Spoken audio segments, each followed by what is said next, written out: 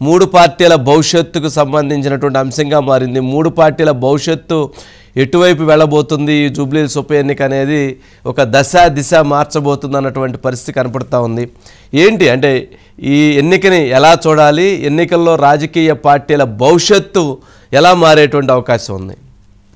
వంశీ గారు, అంటే ఇక్కడ నిజంగానే జూబ్లీహిల్స్ ఉప ఎన్నిక క్యాండిడేట్స్ కంటే కూడా ముఖ్యంగా ముగ్గురికి కూడా స్వయంగా ముఖ్యమంత్రి గారికి కాంగ్రెస్ పాలనకి ఇది రెఫరెండంగా అందరు కూడా భావిస్తున్నారు. ఆ నేపథ్యంలో అసలు అంటే ప్రభుత్వానికి రెఫరెండం అయినప్పుడు ఖచ్చితంగా ఇది ప్రభుత్వం చావోరేవో తెలుసుకోవాల్సిన సమయం వంశీ గారు.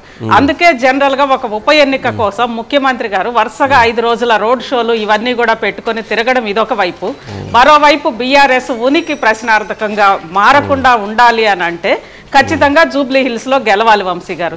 గెలవడం ద్వారా సరే ఈసారి ఓడిపోయినా నెక్స్ట్ మేము రాబోతున్నాము అని అనేది దాంట్లో కూడా జూబ్లీహిల్స్ అనేది మొదటి నుంచి కూడా కేటీఆర్ దాని మీద ఫస్ట్ నుంచి కూడా కేటీఆర్ కి అదొక జూబ్లీహిల్స్ అన్న నియోజకవర్గం కానీ జూబ్లీహిల్స్ ఎమ్మెల్యే కానీ ఇదంతా కూడా కేటీఆర్ నాయకత్వానికి పరీక్ష వంశీ గారు. ఎందుకంటే బీఆర్ఎస్ అధికారం కోల్పోయిన తర్వాత కేటీఆర్ నాయకత్వంలో కొనసాగుతోన్న ఆ పార్టీకి ఖచ్చితంగా ఇది కేటీఆర్ నాయకత్వానికి కూడా ఒక లిట్మస్ టెస్ట్ లాంటిది వంశీ గారు.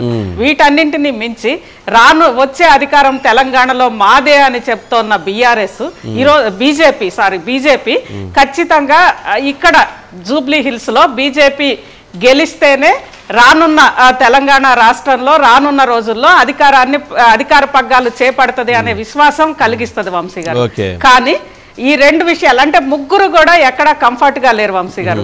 ఒకటి కొద్దిసేపటి క్రితమే కిషన్ రెడ్డి గారు ఒక మాట అన్నారు, రెండు కూడా చీలిపోతాయి, ముక్కోణ పోటీలో మాదే విజయం అని. అంటే ఎవరు కూడా అవుట్ రైట్ గా మేము గెలుస్తామని అనుకుంటే బీజేపీ అనే కన్ఫ్యూజన్ లో ఉందంటారా? బీజేపీ అభ్యర్థిని ప్రకటించడంలో కావచ్చు, టీడీపీ జనసేన మద్దతుని లాస్ట్ టైం జేసీఎంసీ ఎన్నికల్లో కోరారు, కలిసి అక్కడ ఏపీలో పనిచేస్తున్నారు, కానీ ఇక్కడ వద్దన్నారు, మళ్ళీ ఇప్పుడు కావాలన్నారు, మళ్ళీ వద్దన్నారు, మళ్ళీ కావాలన్నారు. ఏంటి వీళ్ళ మధ్య ఏంటి సయోధ్యాన్ని కుదరట్లేదా, లేదా పార్టీలో ఉన్నటువంటి బీజేపీలో అంతర్గతంగా ఉన్నటువంటి విభేదాలు ఇక్కడ ఈ పొత్తులో లేదా ఈ కలయికలో కూడా కనపడుతూ ఉన్నాయా? ఏంటి ఎందుకు బీజేపీ కన్ఫ్యూజన్లో ఉంది?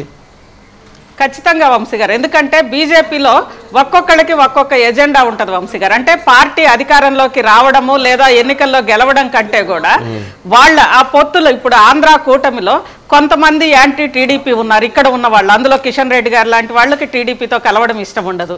అదేవిధంగా వాళ్ళ వ్యక్తిగత ఎజెండా కోసం జనరల్ గా కాంగ్రెస్ లో ఈ సంస్కృతి ఉంటదంటారు, కానీ తెలంగాణ రాష్ట్రంలో బీజేపీలో